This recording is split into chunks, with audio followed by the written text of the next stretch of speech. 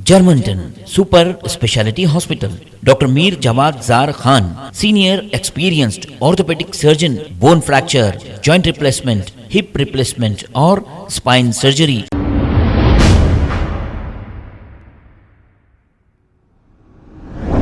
अस्सलाम वालेकुम नाजरीन, 7H न्यूज में आपका इस्तकबाल है। कांग्रेस के लीडर रशीद खान ने इनकी टीम के साथ मिलकर जुमा की नमाज जहांगीर पीरों की दरगाह के पास अदा की। इसके बाद इन्होंने ये कहा कि इन्होंने ये दुआ की कि केसीआर हुकूमत का जवाल आए। ये हुकूमत मुसलमानों को तकलीफ दे रही है और अजियतें पहुंचा रही है। ये कहना कांग्रेस लीडर रशीद का है। और क्या कहा इन्होंने, आइए सुनते हैं इन्हीं की जुबानी। बिस्मिल्लाहिर्रहमानिर्रहीम। आज जुमे की नमाज अदा कर कर हम सब ने हज़रत जहांगीर पीर दरगाह को आकर यहाँ की ज़ियारत की और अल्लाह से कसरत से ये दुआ किए कि केसीआर की जो हुकूमत है वो हुकूमत पर ज़वाल आए, क्योंकि केसीआर की हुकूमत हम मुसलमानों पर अजियत कर रही है। जहांगीर पीर की सरजमीन वही जगह है जहाँ पर 2017 में केसीआर ने आकर 50 करोड़ सैंक्शन करता हूँ ये दरगाह के तरक्याती काम के लिए बोलकर एक वादा कर गया। और मैं आपको बताता चलूं कि आज तक 1 रुपया भी दरगाह को नहीं मिला। और साथ ही साथ केसीआर ने यह भी वादा किया कि दरगाह के आजुक बाजुक 100 एकड़ की जमीन है, वो जमीन पर वो गेस्ट हाउस तामीर करेगा ज़ायरीन की सहूलत के लिए। एक भी गेस्ट हाउस तामीर नहीं हुआ। और जो ये दरगाह की जगह है, मैं आपको ये जगह के बारे में कहता चलूं कि जब भी बारिश होती है तो घुटनों तक पानी जमा हो जाता है। यहाँ की पाइपलाइन बराबर नहीं है, आजू बाजू हिलाजत है दरगाह के। और वहां पर एक छोटा सा वक्फ बोर्ड का दफ्तर है जो 1.5 साल से बंद पड़ा हुआ है। पर केसीआर की हुकूमत और वक्फ बोर्ड पलटकर ये दरगाह को देख रही नहीं।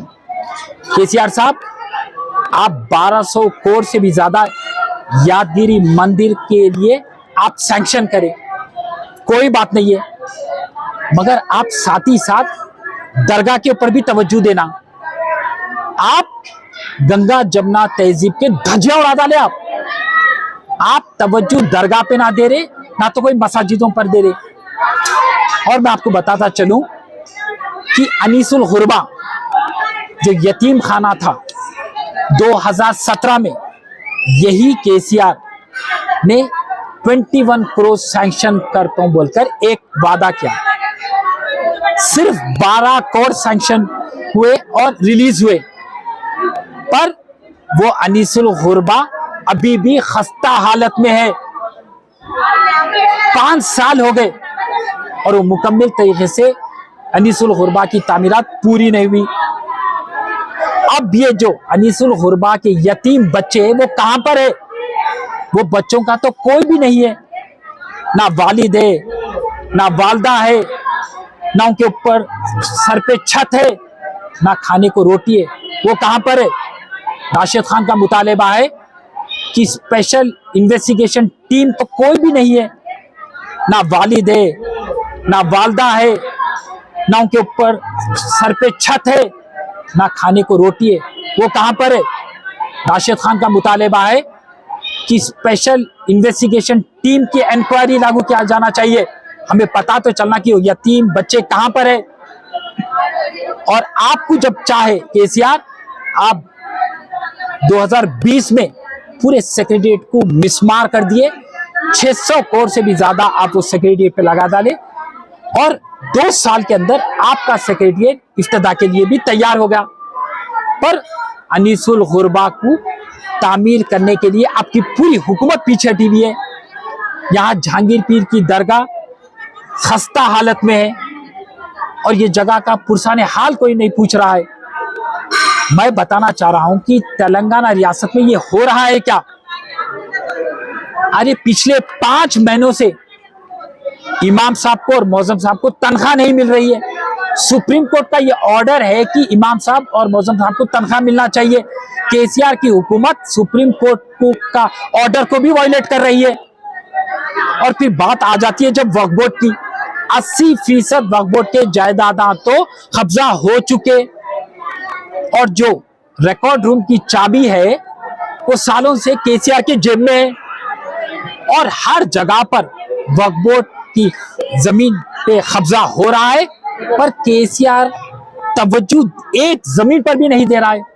तो राशिद खान का मुतालिबा है कि जितने वक्फ बोर्ड के जमीनात पर कब्जा हुए, सीबीआई इंक्वायरी करना चाहिए, वहां पर सीबीआई इंक्वायरी होना चाहिए, क्योंकि ये अल्लाह की जायदाद है, ये हमारी मिल्कियत है। अब केसीआर की हुकूमत को ये तो पता है कि सुधीर कमीशन की ये रिपोर्ट कहती है कि 60% मुसलमान पसपंदा हालत में है, बिलो पॉवर्टी लाइन है, पर केसीआर मुसलमान तबके के ऊपर निगाह डालने के लिए तैयार नहीं है।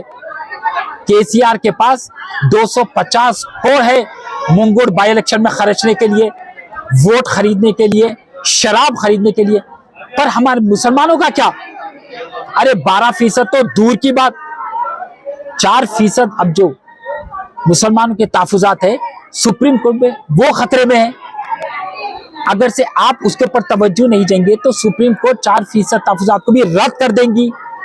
कोई मुसलमानों को लेके सब प्लान नहीं है, ना हमारे को नौकरी मिली, ना हमारे पास रोजगार है, ना हमारे को डबल बेडरूम फ्लैट मिला, ना स्कॉलरशिप मिला खरीदने के लिए, शराब खरीदने के लिए, पर हमारे मुसलमानों का क्या? अरे 12% तो दूर की बात, 4% अब जो मुसलमानों के तहफुजात है सुप्रीम कोर्ट में, वो खतरे में है। अगर से आप उसके ऊपर तवज्जो नहीं देंगे तो सुप्रीम कोर्ट 4% तहफुजात को भी रद्द कर देंगी। कोई मुसलमानों को लेके सब प्लान नहीं है, ना हमारे को नौकरी मिली, ना हमारे पास रोजगार है, ना हमारे को डबल बेडरूम फ्लैट मिला, ना स्कॉलरशिप मिला, ना हमारे उर्दू स्कूल बराबर है। उर्दू को तो केसीआर ने खोद के दफन कर दिया।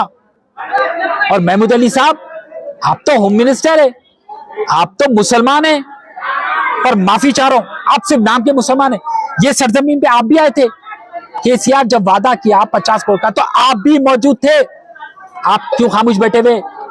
उमर फारूक मस्जिद के पास आप जाकर आपने वादा किया कि मैं ये मस्जिद को तामीर कराऊंगा केसीआर को कहकर, मगर आज तक भी उमर फारूक मस्जिद जो एयरपोर्ट के पार्किंग में वहां पर डेरे में चिलचिलाती धूप में मुसल्ली नमाज अदा कर रहे हैं, वो मस्जिद को कोई पूछने वाला नहीं है।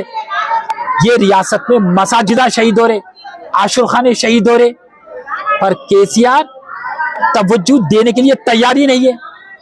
और एक जमात है मजलिस इत्तेहादुल मुस्लिमीन, ये जमात हिमायती जमात है टीआरएस की।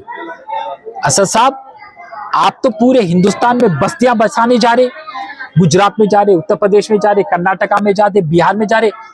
आपके बस्तियां देखो पहले हैदराबाद में, पहले घर में चिराग जलाओ, और पूरे मजलिस इत्तेहादुल मुस्लिमीन के कायदीन का खून पानी हो चुका।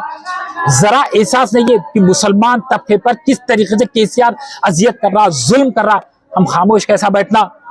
याद रखो केसीआर, हमारे जुनून का मुकाबला तुम नहीं कर सकते। तो जब बात आती हक की, तो जुनून शुरू होता हमसे, खत्म होता हम पर। हम जिस जुनून पर नुक्ता लगा देते, नुक्ता मतलब फुल स्टॉप। आप हमारे को जिद में नहीं लाओ। और याद रखो, मुसलमान कौम कभी अपने हक के लिए भीख नहीं मांगती, पहले तो पूछती है। अगर आप नहीं दिए तो हमारे को छीनना भी जानते हैं हम। तो याद रखो, हमसे खेलने की कोशिश आप करो ही मत। जहांगीरपुर की दरगाह के ऊपर तवज्जो दो, वक्फ बोर्ड के जुडिशियल पावर के बारे में सोचो। 4% जो तहफुजात परेशान हाल में है हमारे सुप्रीम कोर्ट में, अब खुदा ना खास्ता अगर से वो रद्द हो गए तो इसका जिम्मेदार कौन? हजरत हुसैन शाह वली की दरगाह की पूरी जायदाद आप लूट लिए। आप हमारे को जिद में नहीं लाओ। और याद रखो, मुसलमान कौम कभी अपने हक के लिए भीख नहीं मांगती, पहले तो पूछती है। अगर आप नहीं दिए तो हमारे को छीनना भी जानते हैं हम। तो याद रखो, हमसे खेलने की कोशिश आप करो ही मत। जहांगीरपुर की दरगाह के ऊपर तवज्जो दो, वक्फ बोर्ड के जुडिशियल पावर के बारे में सोचो। 4% जो तहफुजात परेशान हाल में है हमारे सुप्रीम कोर्ट में, अब खुदा ना खास्ता अगर से वो रद्द हो गए तो इसका जिम्मेदार कौन? हजरत हुसैन शाह वली की दरगाह की पूरी जायदाद आप लूट लिए। आप कानूनी कार्रवाई को इस कदर कमजोर कर डाले कि हमसे वो जायदाद छीन गई, लाखों करोड़ों की जायदाद अब क्या 4% भी अब छीन लेने वाले हैं हमारे से। सही कार्रवाई करिए, सही एडवोकेट्स को लगाइए, लीगल गाइडेंस लइए किसका भी।